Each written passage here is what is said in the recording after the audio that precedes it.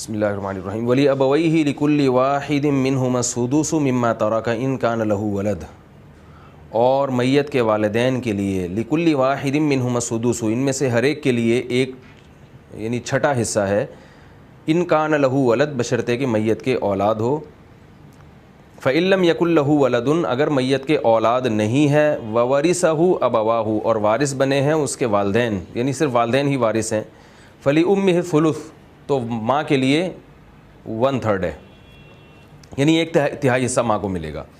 یہاں بھی قرآن نے باپ کا حصہ بیان نہیں کیا، اس لیے کہ قرآن نے پہلے بتا دیا کہ میت کے اولاد بھی نہیں ہیں اور وارثین میں صرف والدین ہی ہیں،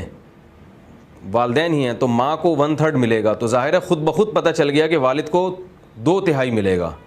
تو قرآن میں کوئی بھی غیر ضروری کلام نہیں ہے، جو بات بالکل خود بخود واضح ہو رہی تھی تو قرآن نے اس کو بیان ہی نہیں کیا، کیونکہ وارثین میں صرف والد ہے اور والدہ ہے، تو جب ماں کو 1/3 ملے گا تو باپ کا حصہ خود بخود سامنے آ گیا کہ 2/3 جو ہے وہ والد کو ملے گا، یعنی 66.6% والد کا اور 33.3% یہ والدہ کا حصہ ہے۔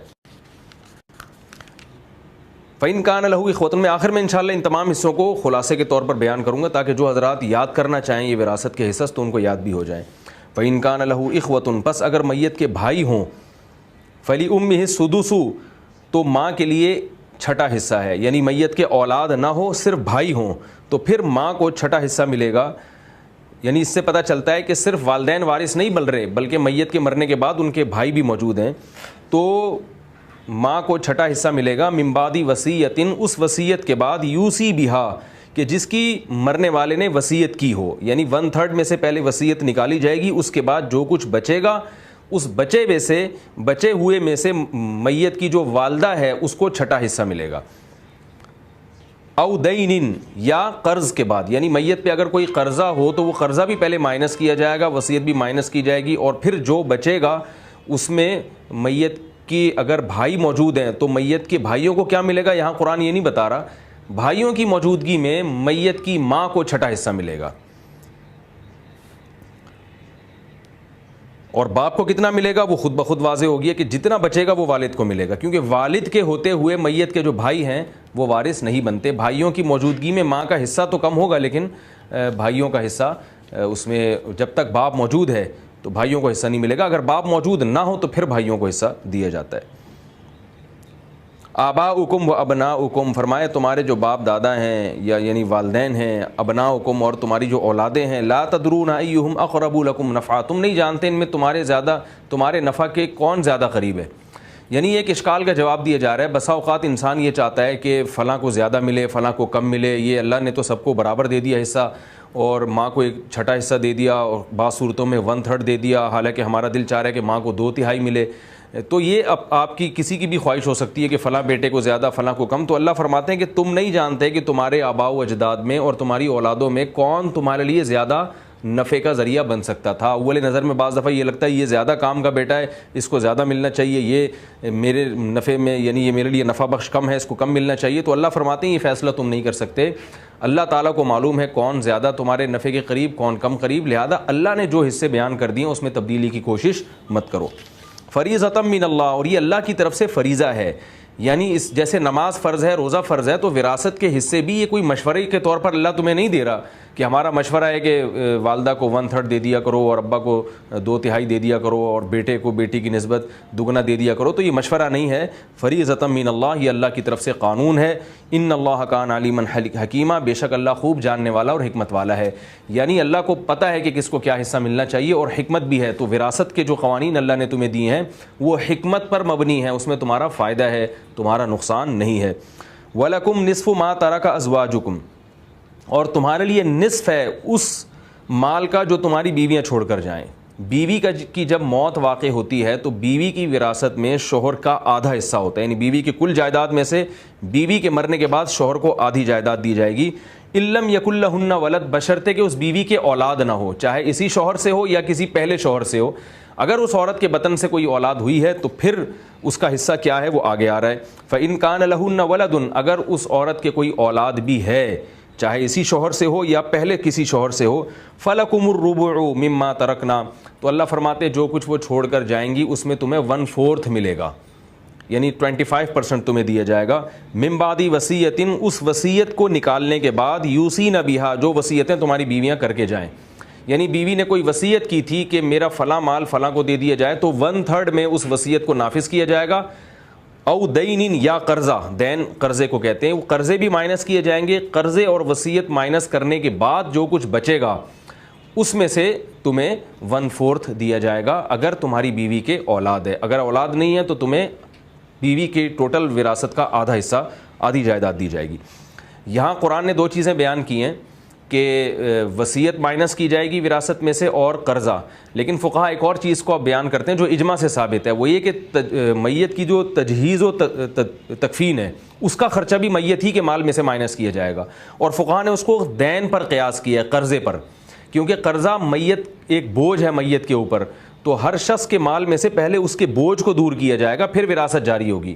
تو اسی طرح میت کو دفن کرنا یہ میت کا بنیادی حق ہے، تو میت کا جو بنیادی حق ہے وہ میت کے مال میں سے پہلے پورا کیا جائے گا. وہ بھی گویا دین ہی کی طرح کی ایک چیز ہے کہ میت کے کفن اور قبر کا انتظام پہلے مال میں سے کیا جائے گا، پھر اس کے بعد جو کچھ بچے گا. اس لیے جب بھی مفتی حضرات وراثت کا فتویٰ لکھتے ہیں تو 3 چیزوں کا تذکرہ کرتے ہیں کہ میت نے جو وصیتیں کی ہیں 1/3 میں سے اس وصیت کو نافذ کیا جائے. اگر میت نے وصیت کی میرا پورا مال فلاں کو صدقہ کر دیا جائے تو یہ صحیح بخاری صحیح مسلم کی حدیث سے ثابت ہے کہ یہ وصیت کا لدم ہے. 1/3 میں آپ کو وصیت کی اجازت ہے، اس سے زیادہ میں نہیں، اور وہ بھی وارثوں کے لیے نہیں، وارثوں کے علاوہ کسی اور کے لیے آپ کر سکتے ہیں. تو 1/3 میں وصیت کو نافذ کیا جائے گا. اور دوسرا، میت کے قرضے مائنس کیے جائیں گے اور میت کی تجہیز و تکفین کا خرچہ نکالا جائے گا. وہ نکالنے کے بعد جو بچے گا اس میں یہ وراثت کے احکام ہیں جو جاری ہوں گے. فرمایا وَلَهُنَّ الرُّبُعُ مِمَّا تَرَكْتُمْ، اور ان بیویوں کے لیے چوتھائی ہے مما ترکتم، جو کچھ تم نے چھوڑا ہے. یعنی شوہر کی اگر ڈیتھ ہوتی ہے تو اس کی بیوی کو 1/4 یعنی 25% ملے گا. اِلَّمْ يَكُنْ لَكُمْ وَلَدْ، بشرطے کہ تمہارے اولاد نہ ہو. یعنی مرد کے اگر اولاد ہے، چاہے اسی بیوی سے ہو چاہے کسی اور بیوی سے ہو، جب مرد کی موت واقع ہوگی تو اولاد اگر ہوگی تو پھر حصہ چینج ہو جائے گا. اولاد نہیں ہے تو 1/4 بیوی کو ملے گا. آگے ارشاد فرمایا فَإِن كَانَ لَكُمْ وَلَدٌ، اگر تمہارے کوئی اولاد ہے چاہے اسی بیوی سے ہو یا کسی اور بیوی سے ہو، فَلَهُنَّ الثُّمُنُ، تو پھر ان عورتوں کے لیے یعنی بیویوں کے لیے ثمن ہے، 8واں حصہ ہے، جس کو 12.5% کہا جاتا ہے، یعنی 12.5% حصہ جو ہے پھر بیوی کا ہے. مما ترکتم، اس کل ترکے میں سے جو تم نے چھوڑا ہے، من بعد وصیت، اس وصیت کے بعد، توصون بہا، جو وصیت تم کرو گے، او دین، یا قرضہ. یعنی یہاں بھی ہے کہ قرضہ، وصیت اور تجہیز و تکفین کا خرچہ نکالنے کے بعد جو بچے گا اس میں سے بیوی کو 8واں حصہ دیا جائے گا. اور یہاں پر یعنی چونکہ بیوی کا ٹوٹل حصہ یہ بیان کیا، اس لیے تمام فقہا کا اس پر بھی اجماع ہے کہ عورت بیویاں اگر ایک سے زیادہ ہوں کسی کے نکاح میں تو بھی 8واں حصہ ہی ان میں ڈیوائیڈ ہوگا. یعنی 12.5% ملے گا اگر اکلوتی بیوی ہے. اگر 2 بیویاں ہیں تو 12.5% کے 2 حصے کر دیے جائیں گے، اور اگر 4 بیویاں ہیں تو پھر 12.5% کے 4 حصوں میں اس کو ڈیوائیڈ کر دیا جائے گا، باقی سب اولاد میں اور والدین میں جائے گا. وَإِن كَانَ رَجُلٌ يُورَثُ كَلَالَةً، اور اگر کوئی مرد ایسا ہے یورثو کہ وہ وارث بنایا جاتا ہے، کلالتاً، بغیر باپ اور بغیر ماں کے، اولاد کے. یعنی کسی شخص کی ڈیتھ واقع ہوتی ہے، موت واقع ہوتی ہے، اور مرتے وقت اس کے والدین میں سے بھی کوئی زندہ نہیں ہے، دادا دادی وغیرہ میں سے بھی کوئی زندہ نہیں ہے، اور اولاد میں سے بھی کوئی زندہ نہیں ہے، بیٹے بیٹیوں میں سے، یعنی اصول بھی نہیں ہے فروع بھی نہیں ہے. تو پھر اللہ فرماتے ہیں کہ ابھی امرأتن، یا کسی عورت کی موت واقع ہو جاتی ہے اور اس کے اصول اور فروع، یعنی اوپر باپ داداؤں میں سے بھی کوئی نہیں ہے، والدہ بھی نہیں ہے، اور آگے نیچے بیٹے بیٹیوں میں سے اور پوتے میں سے بھی کوئی نہیں ہے، یعنی فروع بھی نہیں ہے. وَلَهُ أَخٌ أَوْ أُخْتٌ، تو دیکھا جائے گا کہ اس کے بھائی یا بہن ہیں یا نہیں ہے. تو اگر بھائی یا بہن ہوں ایک اکلوتے، چاہے اکیلا بھائی ہو یا اکیلی بہن ہو، فَلِكُلِّ وَاحِدٍ مِّنْهُمَا السُّدُسُ، اللہ تعالیٰ فرماتے ہیں کہ وہ ان میں سے ہر ایک کو سدس ملے گا. یعنی بہن ہے تو بھی اس کو 6واں حصہ ملے گا کل وراثت کا، اور اگر بھائی ہے تو اس کو بھی وراثت کا 6واں حصہ ملے گا. فَإِن كَانُوا أَكْثَرَ مِن ذَلِكَ، اگر وہ اس سے زیادہ ہوں، فَهُمْ شُرَكَاءُ فِي الثُّلُثِ، تو کل وراثت کا 1/3 ان بھائی بہنوں کو دیا جائے گا، اور وہ آپس میں برابر ڈیوائیڈ کر دیں گے. یہاں پر بھائی کو بہن کی نسبت دگنا نہیں دیا جائے گا. من بعد وصیۃ یوصی بہا او دین، اور یہ بھی اس وصیت کے بعد ہوگا جس کی وصیت کی گئی ہے، یعنی میت کی وصیت نکالی جائے گی اور قرضے نکالے جائیں گے. غیر مضارن، اور اس میں کسی کو ضرر نہیں پہنچایا جائے گا. یعنی یہ وصیت ایسی ہونی چاہیے جس میں وارثوں کو ضرر نہ ہو رہا ہو. تو وہ کون سی وصیت ہے؟ 1/3 کے اندر جو وصیت ہے وہ نافذ کی جائے گی. یہاں تو قرآن نے اجمالی بیان کیا، مگر حدیث میں تفصیل ہے کہ حدیث میں آتا ہے 1/3 سے زیادہ وصیت وارثوں کے لیے ضرر اور نقصان سمجھا گیا ہے شریعت میں، لہذا 1/3 سے زیادہ وصیت کا قرآن نے یہاں بتا دیا کہ غیر مضار، یہ وصیت ایسے نافذ نہیں ہوگی کہ اس میں ضرر ہو وارثوں کو. اور وہ کیا ہے؟ 1/3 سے زیادہ کی وصیت. البتہ دین یعنی قرضہ جتنا بھی ہو وہ پہلے معائنے سے کیا جائے گا. مثال کے طور پر ایک شخص مرا اور 1 کروڑ روپے اس پر قرضہ ہے اور وراثت میں 1 کروڑ ہی چھوڑ کر گیا ہے، تو پوری وراثت اس کی قرضے میں دے دی جائے گی، اس میں 1/3 کا قاعدہ نہیں ہے.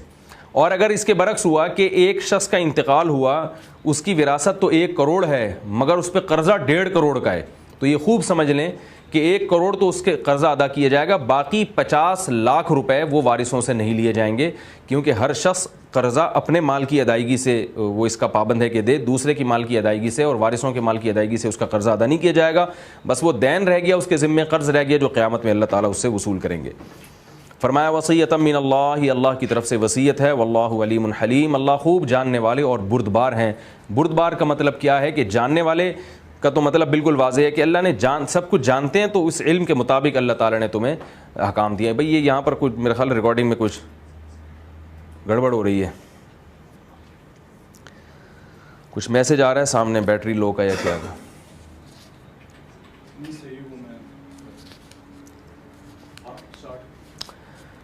یہاں قرآن مجید نے بیان کر دیا کہ اللہ تعالیٰ جاننے والے ہیں، لہذا جاننے والے ہیں تو وہ جو کہہ رہے ہیں اس پر عمل کرو، اس کا علم زیادہ ہے. حلیم البردبار ہیں، کیا مطلب؟ اگر تم ان احکام کی مخالفت کرتے ہو اور تم پر اللہ کا عذاب نہیں آتا تو یہ اس کی علامت نہیں ہے کہ اللہ تمہاری اس نافرمانی سے خوش ہے، بلکہ یہ اس وجہ یہ ہے کہ اللہ بردبار ہے، وہ برداشت کرتا ہے، کیونکہ اس نے عذاب کے لیے ایک دن متعین کر کے رکھا ہوا ہے.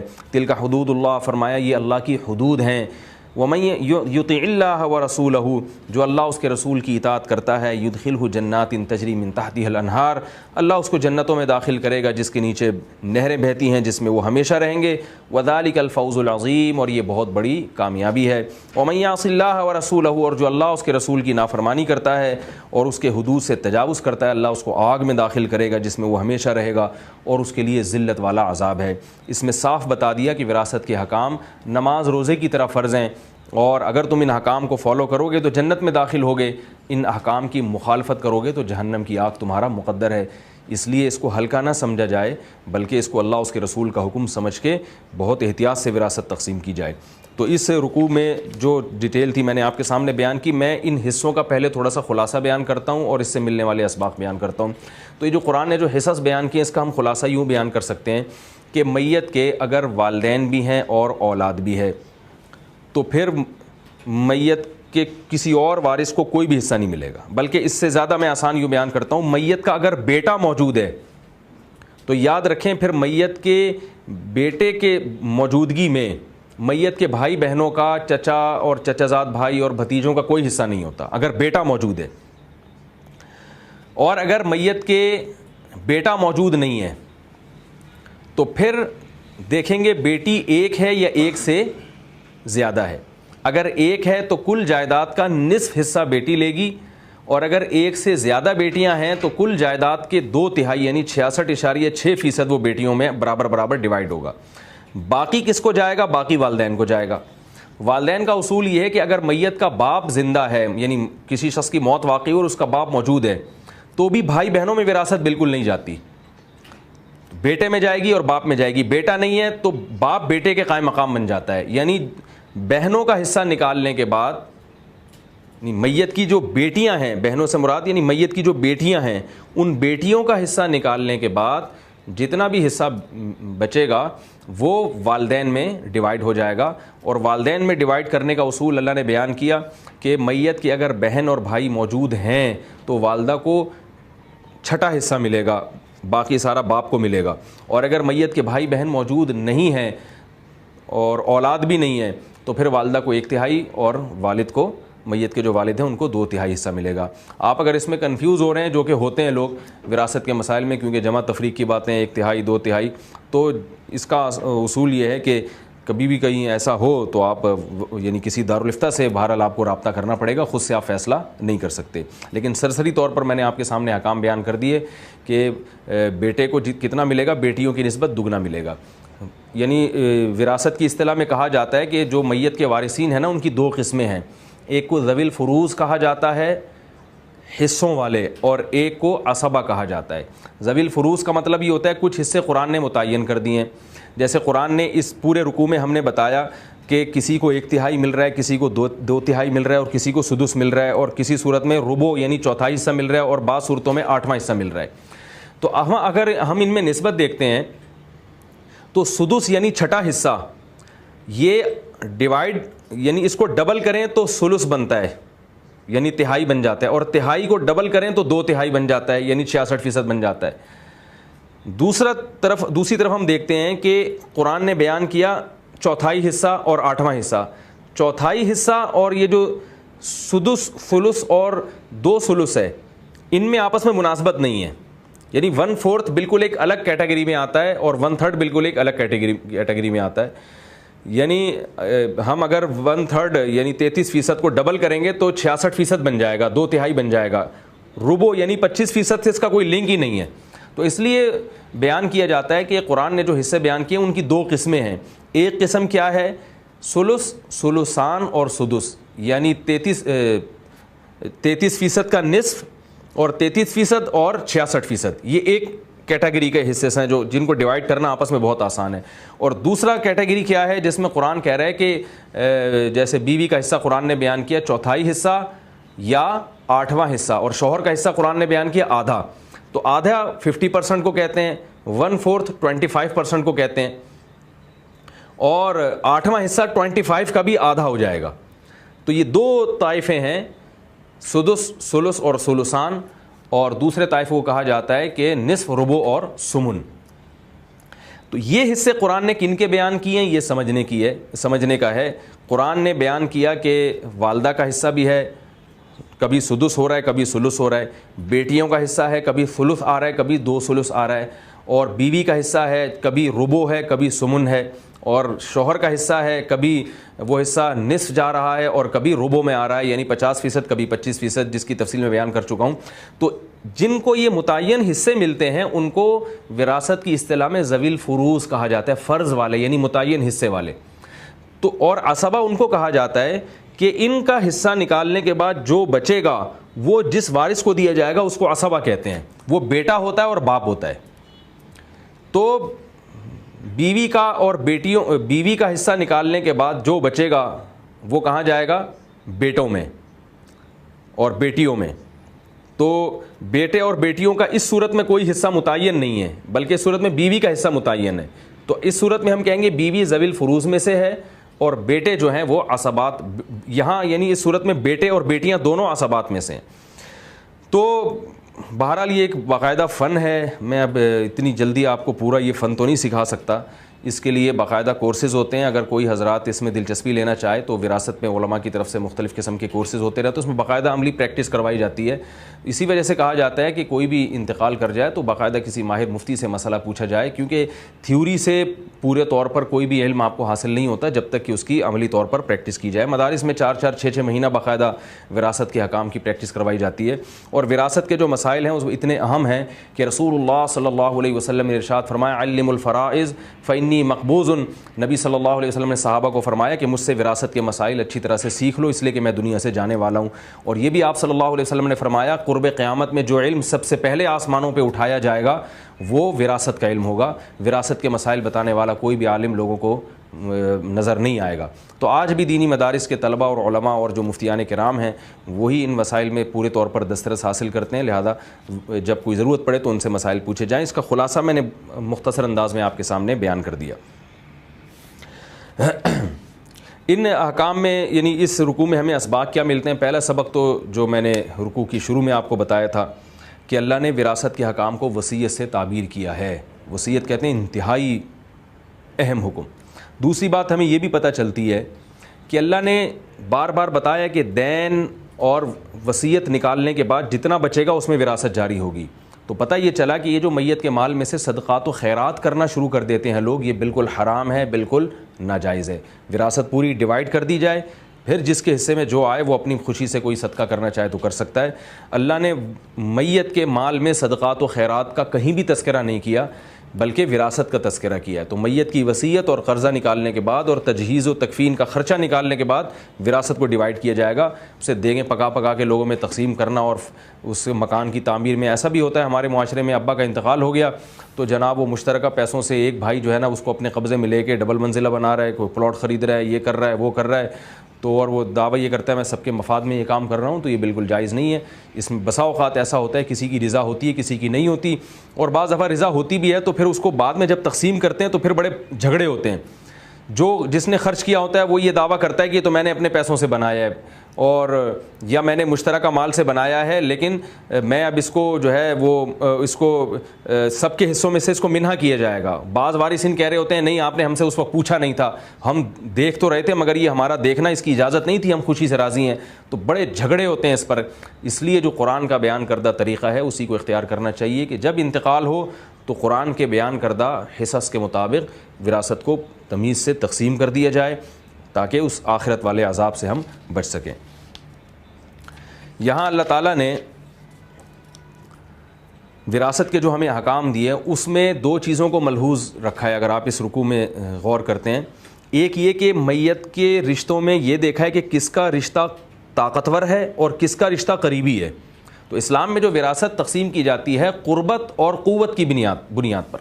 بعض رشتے ہمارے ایسے ہوتے ہیں جو قریبی تو ہوتے ہیں مگر طاقتور نہیں ہوتے، بعض طاقتور ہوتے ہیں مگر قریبی نہیں ہوتے، تو ان دونوں کی رعایت قرآن نے کی ہے۔ جو قریبی بھی ہے اور طاقتور بھی ہے اس کا حصہ سب سے زیادہ رکھا گیا ہے، جو طاقتور تو ہے مگر قریبی نہیں ہے اس کا حصہ کم رکھا گیا، اسی طرح جو قریبی ہے مگر طاقتور نہیں ہے اس کا حصہ بھی کم رکھا گیا۔ بیٹے کا جو حصہ ہے، اور بیٹا جو ہے نا آپ کی اولاد میں جو بیٹا ہے وہ آپ کا سب سے قریبی رشتہ بھی ہے اور سب سے طاقتور بھی ہے۔ طاقتور کا مطلب یہ رشتہ ٹوٹ نہیں سکتا، اور قریبی اس لیے کہ آپ کے بطن سے آپ نے اس کو جنا ہے۔ تو بیٹا اور بیٹی یہ دونوں یہ طاقتور بھی ہیں اور قریبی بھی ہیں، اس لیے سب سے زیادہ ان کا حصہ رکھا گیا اسلام میں۔ اور اس میں ایک اور بیوی کا جو رشتہ ہے یا شوہر کا جو رشتہ ہے یہ قریبی تو ہے مگر طاقتور نہیں ہے، یعنی بہت زیادہ ایک دوسرے کے کلوز تو ہوتے ہیں مگر طاقتور نہیں ہے۔ طاقتور کیوں نہیں ہے؟ اس لیے کہ یہ ٹوٹ سکتا ہے طلاق کی صورت میں، تو اس لیے ان میں یہ تو دیکھا گیا ہے کہ یہ ان کو حصہ تو دیا گیا مگر اولاد سے کم دیا گیا ہے، کیونکہ یہ رشتہ کمزور رشتہ ہوتا ہے، قریبی تو بہت ہے مگر کمزور ہیں، جبکہ اولاد کا رشتہ قریبی بھی ہے اور طاقتور بھی ہے۔ اسی طرح باپ کا رشتہ قریبی بھی ہے اور طاقتور بھی ہے مگر اولاد کا حصہ باپ کی نسبت زیادہ رکھا گیا ہے، اس لیے کہ باپ دنیا سے جانے والا ہے اور اولاد ابھی رہنے والی ہے دنیا میں۔ تو ماں باپ کا رشتہ یعنی والدہ اور والد کا رشتہ اگرچہ میت کے سب سے زیادہ قریب بھی ہے اور طاقتور بھی ہے، لیکن ان کو ضرورت جو ہے اس درجے کی نہیں ہوتی جس درجے کی ضرورت اولاد کو ہوتی ہے۔ لہذا اور انسان کی چاہت بھی ہوتی ہے کہ میرے مرنے کے بعد میں تو اب دنیا سے جا رہا ہوں اور میرے والدین بھی جانے والے ہیں تو ان بچوں کا بھلا ہو جائے، تو اس لیے شریعت نے عام حالات میں تو والدین کو اولاد پر ترجیح دی ہے، مگر وراثت کے حکام میں شریعت نے اولاد کو والدین پہ ترجیح دی ہے۔ یہی وہ فطرت کا بنایا ہوا نظام ہے جس کو قرآن نے کہا ہے فطرت اللہ التی فطر الناس علیہا۔ اسلام لوگوں کی وہ فطرت ہے جس پر اللہ نے لوگوں کو پیدا کیا ہے، اسی نیچر اور فطرت کو ملحوظ رکھ کر اللہ تعالیٰ نے ہمیں وراثت کے احکام دیے ہیں، لیکن اس میں ہم چینجنگ نہیں کر سکتے۔ کل کوئی بقرات اور افلاطون اٹھے اور کہے کہ میرے حساب سے یہ اس میں جو ہے نا چونکہ اس کو ضرورت زیادہ ہے تو لہذا اس کو دے دو۔ تو جو اللہ نے جتنا حصہ بیان کر دیا ہے اس کی لاجک تو یہ ہے، مگر اس لاجک پر حکم کا مدار نہیں ہے، حکم کا مدار ان نصوص پر ہے جو قرآن نے بیان کی ہیں، اس نصوص سے ہمیں ہٹنے کی اجازت نہیں ہے۔ اسی میں یہ بات خوب یاد رکھیں، کیونکہ میں نے ابھی بتایا کہ قریبی کا رشتہ اور طاقتور کو دیا جاتا ہے، تو جو قریبی ہوگا اس قریبی کے ہوتے ہوئے دور کے رشتے کو وراثت نہیں ملتی، یہ بھی ذہن میں رکھیں۔ اس کی وجہ سے پوری امت کا اجماع ہے کہ جو شخص مر جائے گا اس کے اگر نرینہ اولاد موجود ہے تو نرینہ اولاد کے ہوتے ہوئے پوتوں کو وراثت نہیں ملتی۔ مثال کے طور پر ایک شخص ہے زید، اس کے 2 بیٹے ہیں، دونوں بیٹوں کے اولاد ہے، ایک بیٹا زید کی زندگی میں فوت ہو جاتا ہے اور زید کی موت کے وقت دوسرا بیٹا زندہ ہے، تو یاد رکھیں زید کی موت کے وقت اس دوسرے بیٹے کو تو ملے گا، پہلے بیٹے کی اولاد کو کچھ نہیں ملے گا۔ اس لیے کہ جب بیٹا موجود ہو تو پوتے کو وراثت نہیں ملتی، کیونکہ قریبی کے ہوتے ہوئے دور والا رشتہ محروم ہو جاتا ہے، کیونکہ جب قریبی بیٹا موجود ہے تو پھر پوتا وارث نہیں ہوگا۔ یہاں آج کل بہت سے جو جدید پروفیسر آ رہے ہیں جن کو شریعت میں شرعی علوم میں زیادہ مہارت نہیں ہے، انہوں نے کیا کیا ہے کہ ہمارے آئلی قوانین میں بھی ایک مصر سے ایک مولانا صاحب منگوائے گئے تھے، پروفیسر صاحب تھے، وہ عالم تو نہیں تھے، ایوب خان کے دور میں انہوں نے بڑی چینجنگ کر کے یتیم پوتے کا بھی وراثت میں حصہ ڈال دیا، جو کہ اجماع امت کے خلاف ہے، قرآن کے بھی بالکل خلاف ہے، کیونکہ بیٹا جب موجود ہوگا تو پھر بیٹے کے ہوتے ہوئے پوتے کو وراثت نہیں ملتی۔ ہاں کوئی بھی بیٹا میت کے انتقال کے وقت موجود نہیں تھا تو پھر پوتے بیٹوں کے قائم مقام بن جاتے ہیں، تو پھر ان کو وراثت میں حصہ ملتا ہے۔ تو وہ جو انہوں نے چینجنگ کی وراثت کے حکام میں کہ یتیم پوتے کو بھی وراثت میں حصہ ملے گا، اور تو اس کی دلیل یہ دی ہے کہ بھائی اس کو اگر نہیں ملے تو بیچارہ کیا کرے گا وہ۔ تو یاد رکھیے کہ اسلام میں ضرورت پر مدار نہیں ہے، اسلام میں رشتوں پر مدار ہے۔ اس کی سب سے بڑی دلیل یہ ہے کہ آپ کے دو بیٹے ہیں، ایک کروڑ پتی ہے اور ایک کے پاس کھانے کو روٹی نہیں ہے، مرنے کے بعد دونوں کا حصہ برابر ہوگا۔ اس بیس پہ غریب کو زیادہ نہیں دیا جائے گا کہ یہ غریب ہے، بلکہ دیکھا جائے گا چونکہ دونوں کا رشتہ میت کے ساتھ بالکل ایک ہی نوعیت کا ہے تو اس رشتے کی بیس پہ وراثت دی جائے گی اور دونوں کو برابر برابر حصہ دیا جائے گا۔ جتنی ضرورت کا رعایت کرنی تھی شریعت نے وہ کر لی ہے۔ وہ ضرورت کیا کہ باپ کے مقابلے میں بیٹے کو شریعت نے ترجیح دی ہے، لیکن اس سے زیادہ آپ خود سے اس میں ایڈیشن نہیں کر سکتے، پھر یہ قرآن پر زیادتی ہو جائے گی، جو اللہ تعالیٰ کے احکام ہیں ان میں اضافہ ہو جائے گا۔ اور آخر میں اللہ نے کیا بیان فرمایا کہ یہ اللہ کی حدود ہیں، جو بھی اللہ اس کے رسول کی اطاعت کرے گا وہ جنت میں جائے گا۔ تو بتا دیا کہ شریعت کے حساب سے وراثت کو تقسیم کرنا یہ تمہاری بنیادی ذمہ داری ہے۔ عام طور پر گھروں میں خرابی یہ بھی ہوتی ہے کہ والدہ جو ہیں یعنی میت کی جو بیوہ ہیں وہ وراثت تقسیم کرنے سے رکاوٹ ڈالتی ہیں، وہ کہتی ہیں جب تک میں زندہ ہوں اس وراثت کو کوئی ہاتھ بھی نہیں لگا سکتا۔ یہ بھی ظلم ہے ماں کی طرف سے اپنی اولاد پر۔